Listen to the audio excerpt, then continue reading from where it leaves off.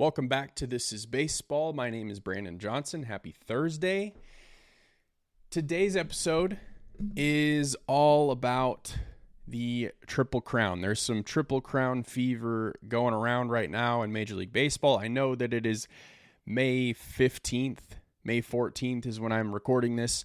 So it's probably way too early to even be talking about it, but Aaron Judge is on pace to win MLB's first Triple Crown since 2012. And if you're listening and you're not quite sure what the Triple Crown is in baseball, let's just dive into that for a second. So a simple definition is the Triple Crown is when a hitter must lead the league in batting average, home run, and RBIs. And it has been that way since forever. So, as I said earlier, yeah, it's probably a little bit early to be talking about this, but it is a topic right now, and I want to look at it. So, just based off of those three categories for Aaron Judge, he's batting .410 on May 15th, right? So, even if, let's say that some other players catch him in other categories, I think it's safe to say that unless he just falls off a cliff, Aaron Judge is going to at least win a batting title. And even more fun, he's hitting .410. Like I said, we can sit here and dream about the possibility of him hitting .400 at the end of the season. That hasn't been done since 1941. That was Ted Williams with the Boston Red Sox, finished with a .406 average that year. Hasn't been done since. The last person to even chase that was George Brett in 1980. He finished with a .390 batting average. So just looking at the American League right now, Aaron Judge, he leads the American League with 14 home runs. Kyle Riley is right behind him in Seattle. And then Trent Grisham also has 12. That's a Yankee teammate of his.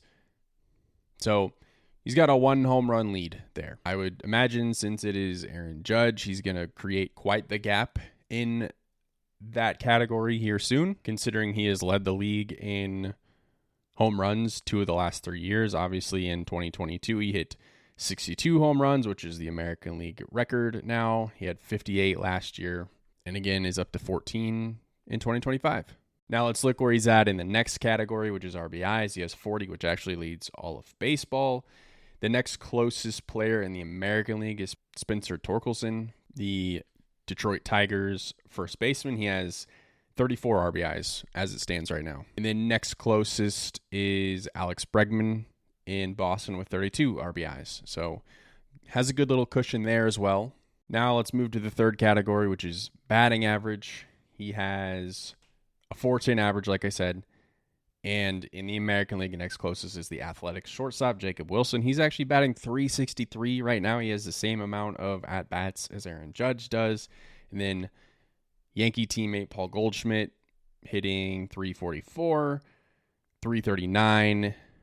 Jonathan Aranda in Tampa, Stephen Kwan, .333, and then it just goes down from there. But very comfortable lead and average, really close in home runs, and a nice little cushion for RBIs. But honestly, if anybody in today's game is going to hit for the Triple Crown and it's not Shohei Ohtani, it makes perfect sense that Aaron Judge is the guy to get it done. So let's look at the Triple Crown, because this is a major accomplishment for a player in Major League Baseball. So when's the last time this happened? So it hasn't happened since 2012, and that was when Detroit Tigers' Miguel Cabrera won it. He ended with a .330 average. He had 44 home runs, and he had 139 RBIs. We all know how good of a hitter Miguel Cabrera was. He was maybe the best hitter of his generation. You could put him and Albert Pujols in that category together, and I'd say pick one, and you probably would be right either way.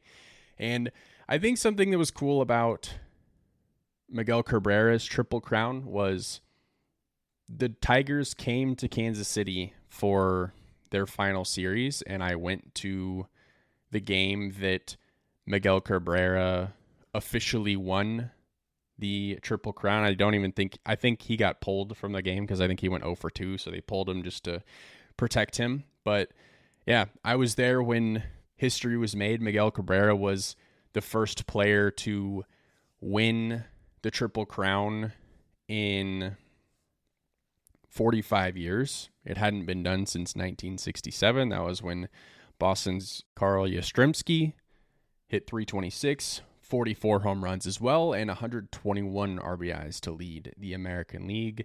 And then Frank Robinson in Baltimore actually did it in 1966, right before him.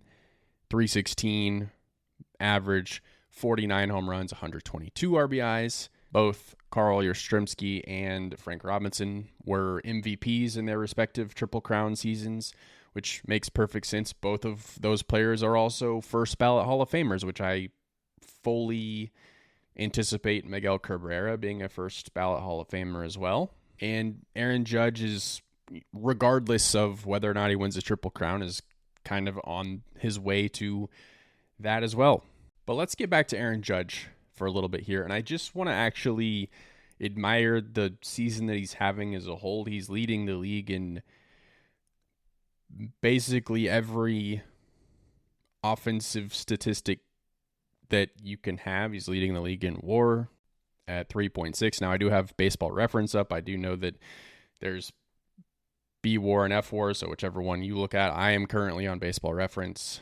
So leading in WAR, leading in runs at 39, 66 hits, 14 home runs, 40 RBIs, 410 batting average. I think something that sticks out the most to me is actually his on base percentage. He has a 497 on base percentage. He's on base half of the time. In half of his plate appearances, he's on base. Like just think about that for a second. 770 slugging and total bases 124. Usually when you have a player like Aaron Judge and they have the power that he does, it's almost like you get one or the other. They're either going to hit a home run or they're going to strike out. Like these players don't come around. The Miguel Cabreras, the Albert Pujols, the Aaron Judges, like Shohei Ohtani's. These players are special. And what Aaron Judge is doing is special. And I know he plays for the Yankees. We're supposed to hate the Yankees if you're not from New York. But I think if you have the time, you should just make a point to watch Aaron Judge play baseball and just kind of follow his season, because he might be doing something that just doesn't get seen that much when we get to the end of the season for a couple reasons. Obviously, the Triple Crown and watching his batting average. He's sitting at 410. Like I said, I would say hitting 400 might be harder than getting the Triple Crown. I don't know. Having said that, I do want to defend the Triple Crown, because there are a lot of people that think, oh, well, the stats that they use for Triple Crown are outdated. We don't really value batting average or RBIs or home runs that much. And I get where you're coming from. But I think that we try too hard to discount batting average. I know a lot of people look at on base percentage, and on base percentage is great. It's a great metric. And that's honestly, like, I'm not going to argue with you too much if you're an on base percentage person over batting average, because it does tell a little bit more of the story. RBI, the argument against RBIs is RBIs are dependent on players in front of you doing what they're supposed to do in order for you to drive them in. Home runs are pretty cool, though, because that's all on you. You do your thing. You're in control of that. But I just think we shouldn't change this, because it is simple and it does hold value. It's not like it's an easy thing to do. Like I said, it's been since 2012 since this has happened. It's 45 years before that, where Yastrzemski won it. So it's not like this is happening every other year. I'd get, maybe we need to look at it, but I think it's fine how it is. I've seen some people, like I said, let's swap batting average for on base percentage. But I've seen some people get crazy where they want to get into advanced metrics and sabermetrics and replace it there.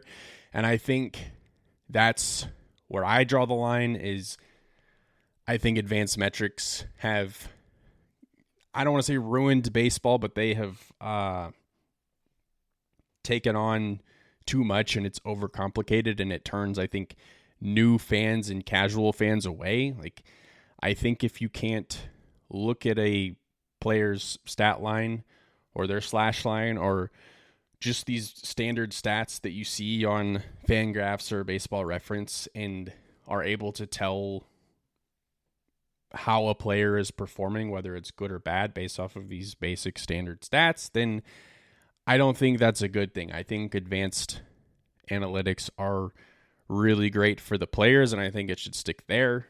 And even then, I do think that there's too much information, and I do wonder if that's some of the reason for when players are slumping is because they have too much going on in their head instead of just going up there and seeing the ball and hitting the ball. But anyway, back to the Triple Crown. I just pay attention to Aaron Judge this season because he's on pace for something special. So thank you for listening to the show today. That's all I have.